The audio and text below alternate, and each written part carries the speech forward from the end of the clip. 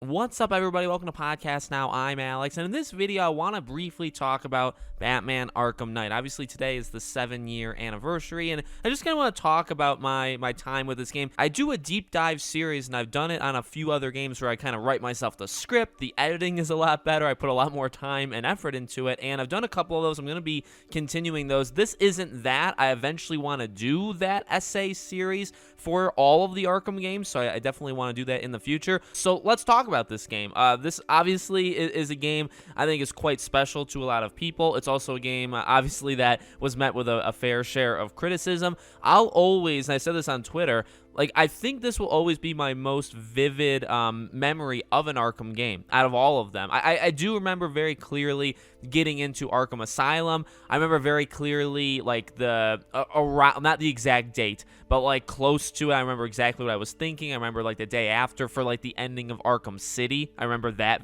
So there's a couple examples of these Arkham games where I feel, I remember very, very much. But Arkham Knight, I think throughout the entire game, I have a very clear memory of, this was the game for me that I was so excited for this. I was more excited for Arkham Knight than any of the other ones. I remember I went to GameStop the night of. They had the midnight release, and I went there and I got it. I think I played it for about an hour and a half the night before. Woke up 7 hours later, played it. So, obviously by the day, it's June 23rd is the day it came out. My birthday is June 28th. So I remember this being a lead up to my birthday. I think I beat it after my birthday because I did it, so much. I tried to complete the entire game. I mean, do everything. But I just had so much fun with this game. I remember even at the time, I was, the Batmobile stuff, the driving I always thought was awesome. I did not mind the Bat Tank. I know it was very much overused. Even I can see that.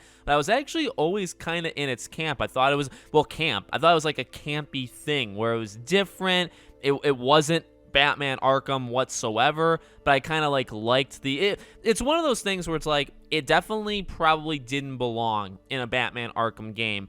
But if it had its own standalone multiplayer, hey, do a wave-based thing of just the gameplay of the Bat Tank, I actually would have played it because I do like the mechanic that the Bat Tank, had. Did I like some of the boss stuff they did with it? No, not necessarily. But does that make sense? So even to me, the Bat Tank, which probably is one of, if not the weakest parts of Batman Arkham Knight, I actually was fine with it. I just felt like it didn't belong, and it still doesn't. Okay, but I'm okay with it. And then obviously in terms of I guess the gameplay we can talk about really quickly. I mean, it is kind of the definitive Batman experience, at least to me, in terms of all the stuff you can do, putting together all of the stealth mechanics of the past games, the fighting mechanics of the past games, doing it with a wide variety of different enemies, putting together the open world in a, Arkham City was open world, and it was done pretty darn well, and I think it probably did a better job in terms of distinguishing different parts of the city, or kind of they're run or they're kind of taken over by different groups, different villain groups. I think City probably did better than Knight. But Knight, obviously, with it being so big, and then you have all the different side villains just in general, the villain wheel, which I really loved. It just put so much together that the other games never really did, that I think that'll always kind of stand out. Obviously, the gameplay is a shining star thing in Batman, in the Arkham games. It always has been. It always will be. And I mean, it continues to pioneer, when a game has that Arkham freestyle or free flow combat. I mean, that's, you know where that came from, right? And you know which games probably did it the best, or which ones stand out to you. Then you have the story. Well, the story is a little, interesting for me. I was and I've said this story actually a few times, I was heavily on the boat that Joker was alive. And I guess technically he was, right? Because if you do the secret beginning, which, you have to, I believe, don't you have to beat you have to 100% the game, or do you have to beat on the hardest difficulty? Whatever you have to do at the end of the game gives you the opening of the game in a new, or maybe it's just starting a new game plus. I don't necessarily remember that. But Joker's alive, right? Before he gets cremated, he wakes up, but then he still dies. So I thought that was cool yet stupid. And again, I was very much on the boat that he was alive. I actually didn't mind what they did with the mind games, with Joker taking over and all that stuff. I actually thought a lot of that stuff was really cool. I guess, for me, it was more so an issue of Scarecrow, being touted as this main villain. Even though I actually thought, theory-wise, because I thought Joker was alive, I thought Joker would come back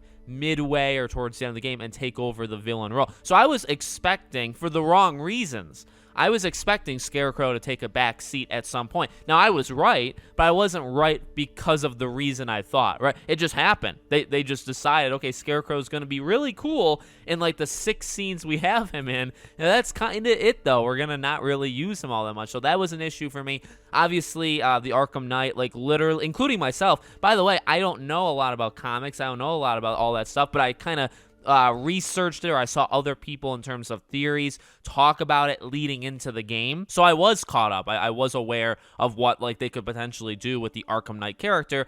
And so, like, even I was not caught by surprise, that they ended up doing that. So that was pretty disappointing. But there were some really good story moments. I think some of the dialogue was really cool. Again, like, if you count, like, when you say story, you also have to include, in my opinion, a lot of, like, the side stuff they did with a lot of the side villains, which I thought was extremely solid. And even the main game, a big theme of, Batman kind of losing his mind to Joker, I thought that was actually really, really well done. Again, this will always be a game that stands out to me.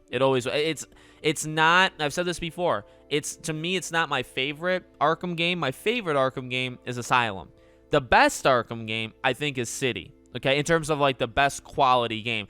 This one, though, I mean, it is tough because this one does have some of the best strengths. And I guess it's almost that cliche. Like, at its best, this game is probably better than any of the other two. Like, when the gameplay is just going, when you kind of just take in what they're doing with all these side villains and how well they did with that, right? When those things are firing on all cylinders, it's better than almost anything, if not everything, in Asylum and City. But the worst of Arkham Knight is easily the worst of the entire series. I guess I'm not counting Origins because it's like the Rocksteady trilogy, right? And that's what Knight was. It was the ending of this trilogy. So it's always found itself in that unfortunate spot, I think, to an okay amount of people. But I think it's well liked. I think even though people have problems with it, I actually would go so far to say I think people are pretty level-headed when it comes to Arkham Knight. I don't think people are too hard on it because, even someone like me, or, I've seen comments in the past, like, yeah,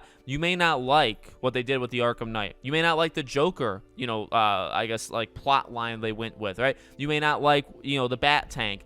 Like, you can say that, and I think, again, like, this is what I've seen online. People will say that, but they still have, like, a warm feeling towards Knight. You know what I mean? It doesn't completely kill the experience. So I think people are honestly pretty level-headed when it comes to this game, and I have seen people say, this is their favorite one of the trilogy. I think at the time, I thought it was my favorite of the trilogy. Again, over time, you can change your mind, and when you first beat it, of course, you're gonna, like, it's bright in your head. It's the number one thing in your mind, right, at all times. So of course, you're gonna have a different view of it right after you beat it compared to 7 years down the line. It may actually be the game. I would say this. It may actually be the game I have the most fun with, or I enjoy going back to the most. I don't play these games all that often. I think I probably will try to beat all 3/4 with Origins right before Gotham Knights. We'll see how that goes. But, like, if I were to jump back in, and I have in the past, Knight is the easiest and the one that I feel like is just the most fun to jump back. Asylum I've beaten the most, but I don't think that's the most fun to jump back into. Even City, I think City really worked the first time and still is probably like one of the more perfect, or as close to perfect, like, Batman games you can get.